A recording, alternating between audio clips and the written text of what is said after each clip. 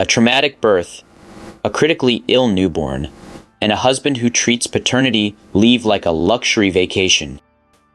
Today on Legal Verdict Daily, we explore what happens when parental priorities go completely off the rails.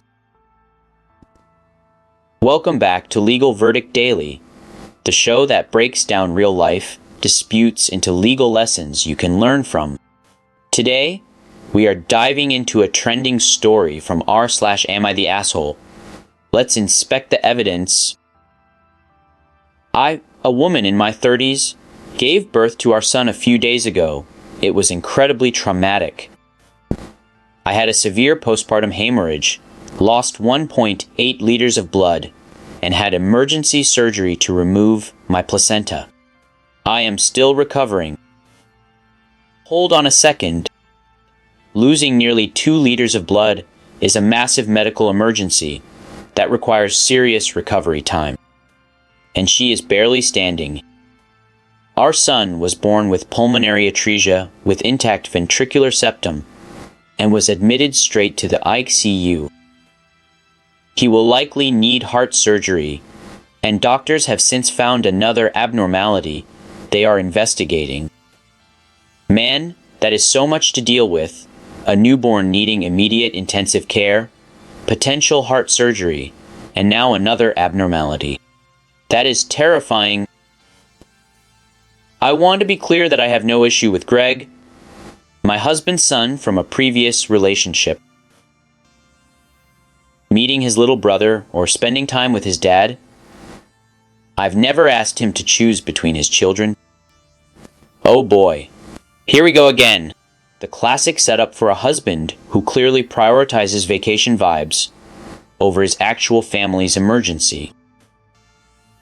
2 days after I gave birth, I thought Greg's mom would bring him to meet the baby before taking him home. Instead, my husband collected Greg and spent the entire day with him. They went on the London Eye. Had lunch, he had a beer, then went home to play Xbox until Greg was collected around 9 p.m. Are you actually kidding me right now? The London Eye, lunch, a beer, and video games, while his wife is recovering from major surgery and their newborn is fighting for his life in the NICU. The audacity of this person. During that day, my husband spent around 20 minutes with our newborn in the NICU and barely saw me. My mom stayed with me on the postnatal ward, but she couldn't come into the NICU, so I was making my own way to see our son while recovering from major blood loss and surgery.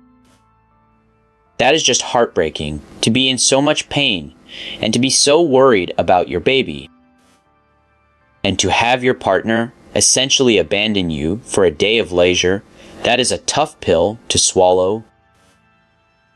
When I explained I wasn't upset Greg had visited, but that I hadn't expected to be left alone all day while our baby was critically ill.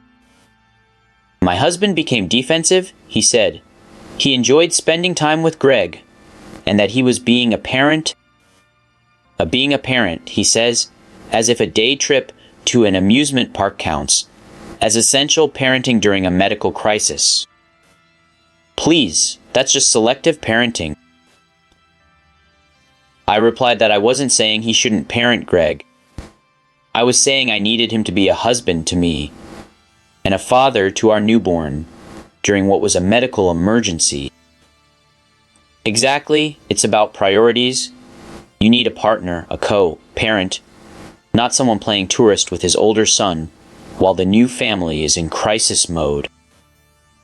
When I later explained how serious my blood loss had been, his response was, "My sister lost 5. Wait, let me get this straight. That makes 0 sense.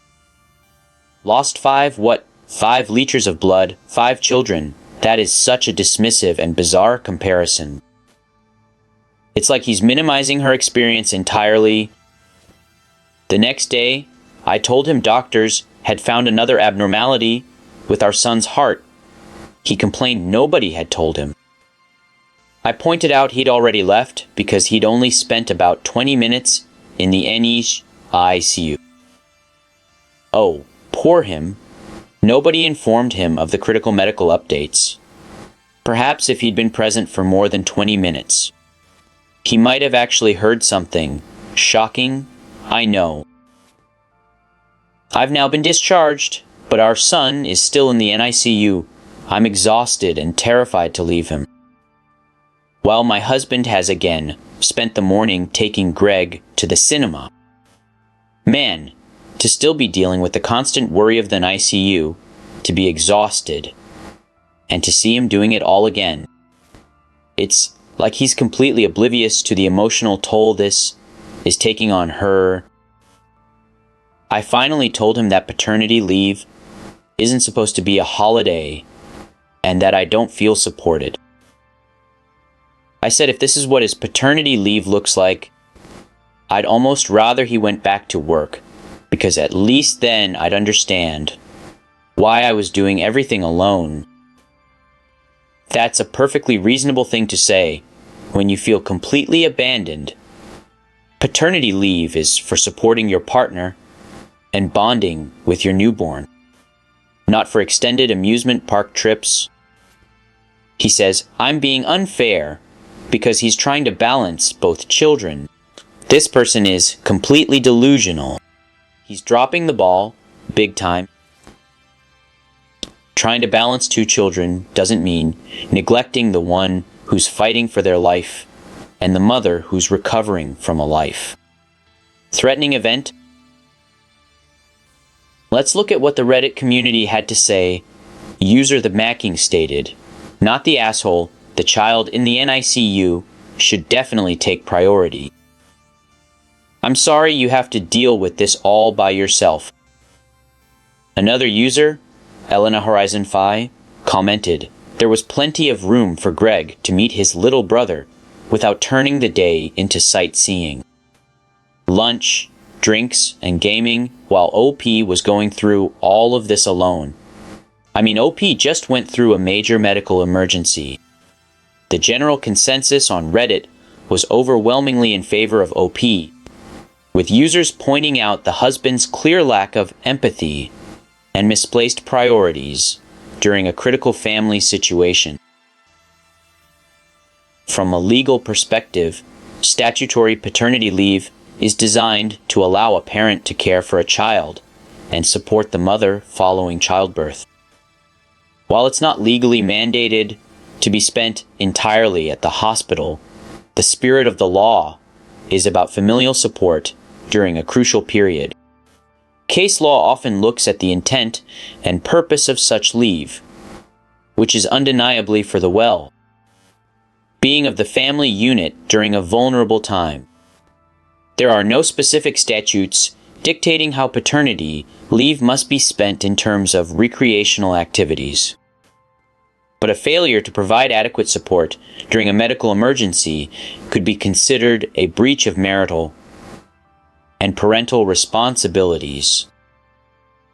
That is unbelievable. Are you serious right now? The legal verdict on this case is definitive. Asshole score for the husband.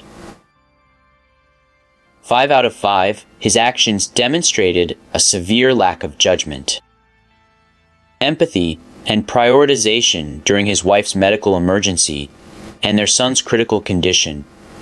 He treated paternity leave as a personal vacation, neglecting his primary responsibilities as a husband and a father in a time of dire need. The comparison to his sister's situation was exceptionally insensitive and dismissive. Here are 3 key takeaways. First, emergency medical care and recovery always override routine recreational plans. When a partner or child is facing a medical crisis, their needs are paramount. Second, effective communication about needs and expectations is vital. OP clearly communicated her needs for support, and her husband's response was to become defensive and dismissive. Finally, paternity leave is a privilege and a responsibility. It's a time to be present and supportive, not to treat as a personal holiday. Understand the purpose of the leave and act accordingly. That wraps up today's case on Legal Verdict Daily. What would you do in OP's shoes? Let us know in the comments below. Don't forget to like, subscribe, and share. We will see you in the next episode.